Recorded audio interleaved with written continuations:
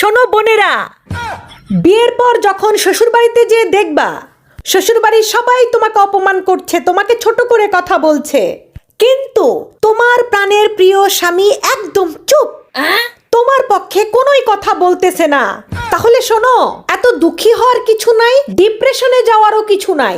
তখন তুমি বুঝে নিবা যে তোমার স্বামী চাচ্ছে তুমি নিজে পুরো পরিবারকে সোজা করো।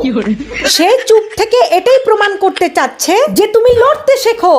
কতদিন আর স্বামীকে বলবে আমার পক্ষ হয়ে কথা বলো, আমার পক্ষ হয়ে কথা বলো, আমার অবস্থান শক্ত করো সংসারে, ঠিক আছে?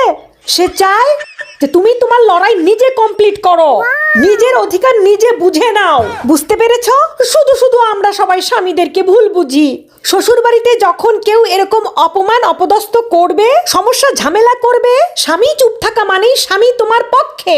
সে চাচ্ছে তুমি আত্মনির্ভরশীল হও, নিজের অপমানের জবাব নিজে দাও, নিজের সমস্যা নিজেই সমাধান করো, তার পরিবারকে তুমি একদম সোজা করে ফেলো, একদম জাতে তুলে ফেলো।